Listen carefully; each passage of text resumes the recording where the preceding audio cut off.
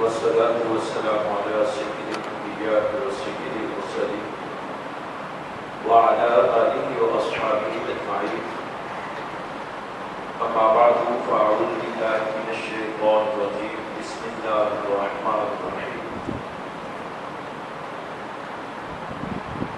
إن الدين عند الله الإسلام. صدق الله مولانا العظيم. إن الله وملائكته يصلون على النبي يا أيها الذين آمنوا صلوا عليه وسلموا تسليما. الصلاة والسلام عليك يا سيدي يا رسول الله وعلى آلك وأصحابك يا سيدي يا حبيب الله. الصلاة والسلام عليك يا سيدي يا نبي الله وعلى آلك وأصحابك يا سيدي يا نور الله. اسلام اور مستشرقین کے فکری چیلنجز.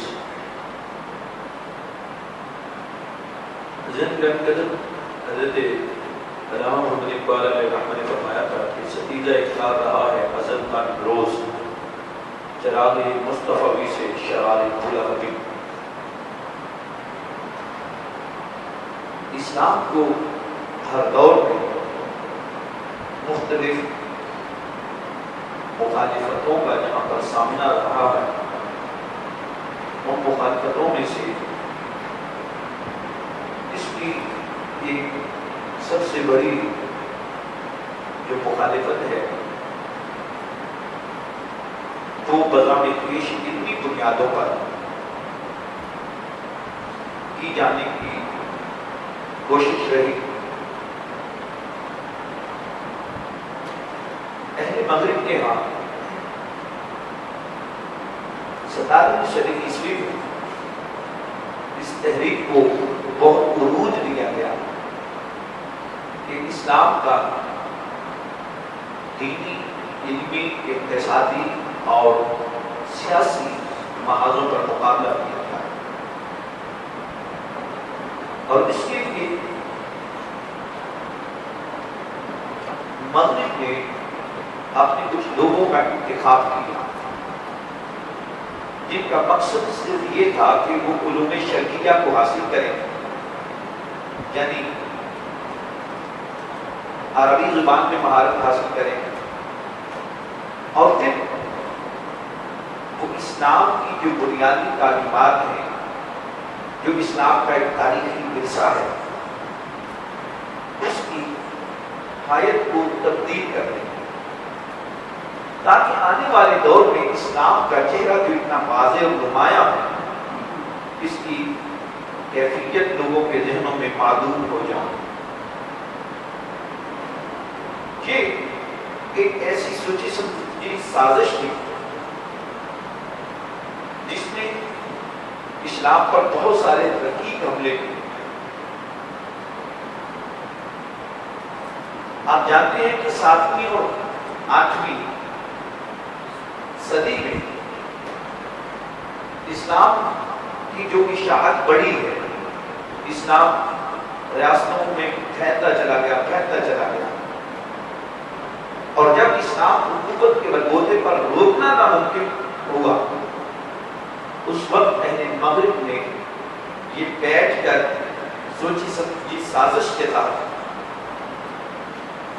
اپنے علماء تیار کیے، اور وہ علماء قرآنی علوم کے ماہر ہوتے تھے، احادیث کے ماہر ہوتے تھے. کرسچن علماء وہ کرسچن تھے لیکن اسلامی علوم کو حاصل کرتے تھے.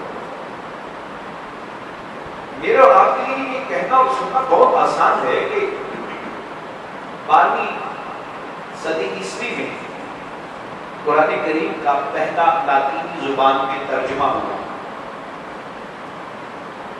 آپ اس کی لاجک پہ غور کریں، ان کو آخر کیا ضرورت پیش آئی کہ وہ اسلام کا ترجمہ لاطینی زبان میں کریں؟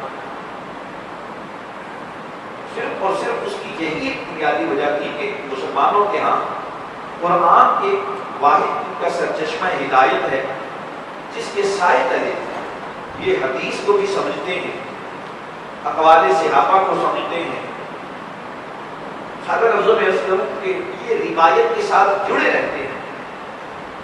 اب روایت سے توڑنے کے لیے جو ایک میدان سجایا گیا، یہ کہہ دیجیے کہ ایک بزام خیش ایک وزن بپا کی گئی جس کی بنیاد علم پر رکھی گئی. صرف اور صرف ایک مقصد تھا کہ مسلمانوں کو کے ذہنوں سے قرآن کا تشخص جو ہے اس کو آہستہ آہستہ محو کر دیا گیا. بہت سارے لوگ اس سلسلہ میں سامنے آتے ہیں. کسی نے قرآن کو اپنی منزل بنا لیا، کسی نے حدیث کو، کسی نے سیرت کو، کسی نے تاریخ اسلام کو، کسی نے شریعت کے ماخذ کو، اور ان کا صرف اور صرف ایک ہی مقطع نظر ہوتا ہے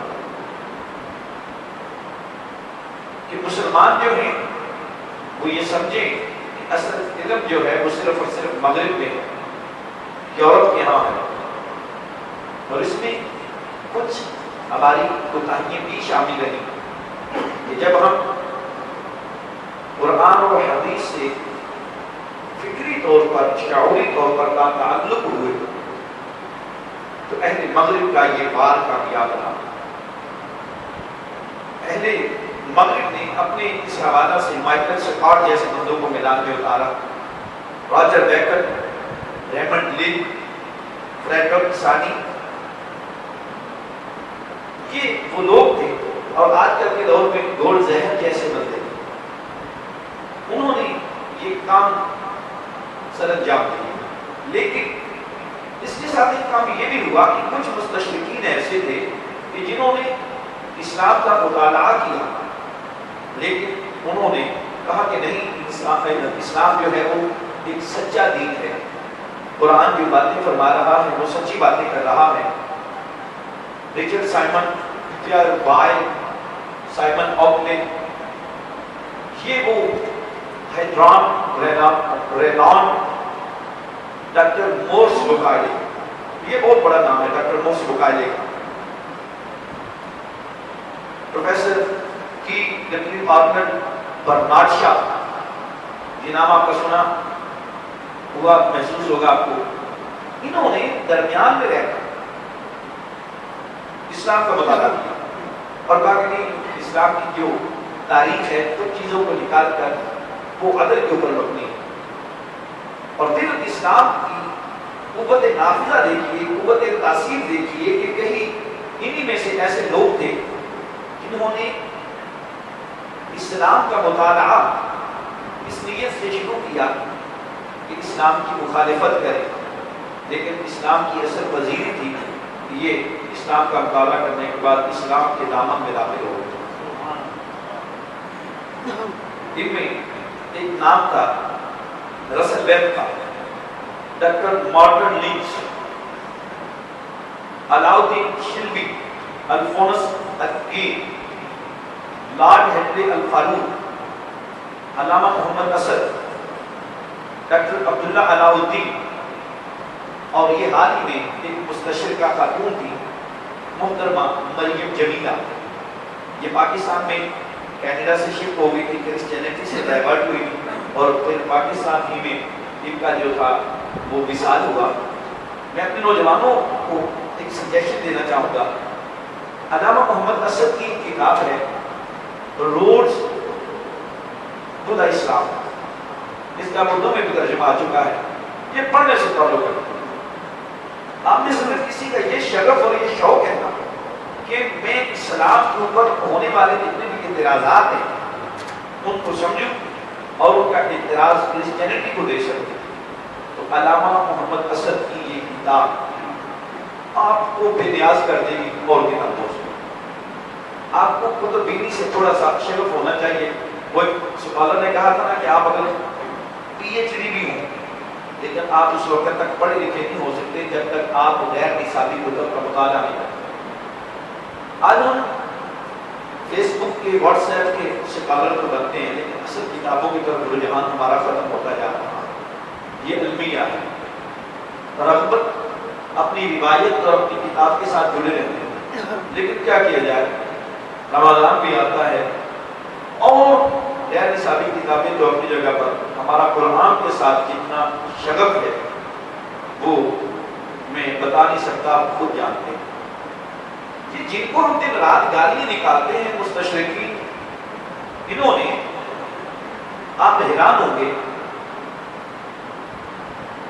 19ویں اور 20ویں صدی کے 150 سال کے اندر غیر مسلم علماء نے 60,000 سے زیادہ کتابیں اسلام کے اوپر لکھی۔ 60,000 کتابیں غیر مسلم علماء مستشرقین نے اسلام کے اوپر لکھی۔ اب اس کا اثر کیا ہوتا ہے؟ اس کا اثر یہ ہوتا ہے کہ وہ جو کتاب لکھیں گے تو اس کتاب کی جو ایک پکچر ہے وہ اپنے معاشرے میں دکھائیں گے۔ یہ بڑی چھوٹی سی بات ہے کہ وہ اپنے معاشرے میں یہ کہتے ہیں کہ مسلمان کا دوسرا مطلب ہی ٹیررسٹ ہے، دہشت گرد، بڑی چھوٹی سی بات ہے، اس سے بہت بڑے بڑے حملے کر دیے انہوں نے۔ ہمیں اس وقت خبر ہوتی ہے جب یہ ظاہری طور پر ان کی گستاخی سامنے آتی ہے تو ہم کہتے ہیں کہ اسلام کے خلاف یہ ہو گیا، اسلام کے خلاف یہ ہو گیا، پھر چند نعرے، چند دعوے، چند جلوس اور پھر ہم اپنے مسلمان ہونے کا حق ادا کر کے خاموش ہو جاتے ہیں۔ That is not a right way۔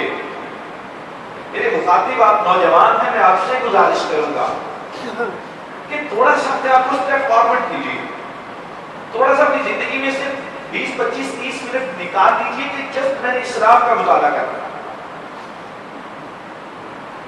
اگر تو یہ بھی ایک مسئلہ ہے کہ جو مذہب کی طرف مائل ہوتا ہے اسلام کا مطالعہ وہ بعد میں کرتا ہے، پہلے مسلک کا مطالعہ کرتے ہیں۔ ہم پہلے مسلک کا مطالعہ کرتے ہیں، بالکل ہماری کیفیت وہی ہے کہ ایک 4 یا 5 بھائی ایک گھر کے اندر رہ رہے ہیں تو وہ آپس میں ایک دوسرے کے خلاف لڑنے کو تو تیار ہوتے ہیں، لیکن گھر کے باہر دروازے پر وہ دشمن جو ان کے گھر کو اکھاڑ دینا چاہتا ہے، گھر کو تباہ کر دینا چاہتا ہے، اس سے بے خبر ہوتے ہیں اور ہماری کیفیت یہ ہوتی ہے۔ آپ سن کر حیران ہوں گے، جرمن زبان کے اندر قرآن کریم کے 14 ترجمے ہو چکے ہیں۔ جرمن زبان کے اندر قرآن کریم کے 14 ترجمے ہو چکے ہیں، انگریزی میں 10 ترجمے ہو چکے ہیں، ہسپانوی زبان میں 7 ترجمے اور لاطینی زبان میں 6 ترجمے اور ڈچ زبان میں 5 ترجمے جو ہیں ان کو کیا گیا۔ اب آپ غور کریں کہ جب انہوں نے اپنی ایک زبان میں ایک ترجمہ کر دیا تو پھر کیا ضرورت پیش آئی کہ دوبارہ ترجمہ کریں؟ جناب ایک یہ سوچی سمجھی واقعات ہوتی ہے۔ کیا ہوتا ہے کہ ایک جگہ پر قرآن کا تصور اور دیا جائے گا، دوسری جگہ پر اور تصور دیا جائے گا، تیسری جگہ پر اور تصور دیا جائے گا۔ ظاہری طور پر یہ بڑی میٹھی بات لگتی ہے، لیکن آپ لوگ تھوڑا سا اپنا ذہن دوڑائیں، آپ کو بات سمجھ میں آ جائے گی کہ ہم بڑی شدت و وقت سے کہتے ہیں کہ انجیل جو تھی اصل وہ تبدیل ہو چکی، تورات جو تھی اس میں تحریف ہو چکی، زبور کا اثر وجود دنیا میں نہیں رہا۔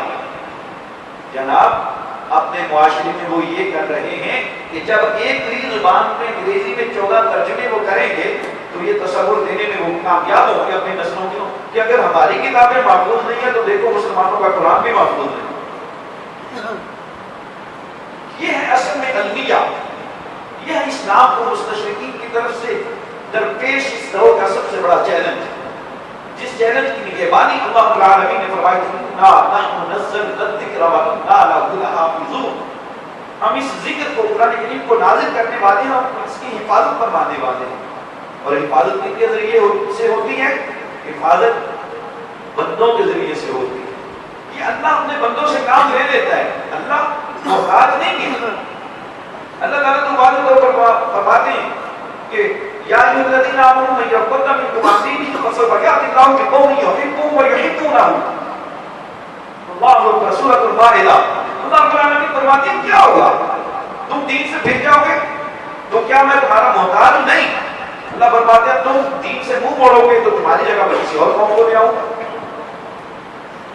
اللہ رب العالمین کے لیے کوئی معاملہ نہیں ہے قرآن کریم انشاءاللہ تا قیام قیامت محفوظ رہے گا اور اللہ تعالیٰ اپنے بندوں سے محفوظ رکھتا ہے.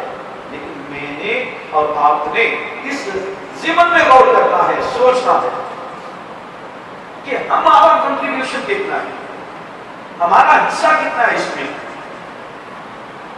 کہیں یہ نہ ہو کہ ہم ویسے تو سوشل میڈیا کے بہت بڑے سکھادر ہوں.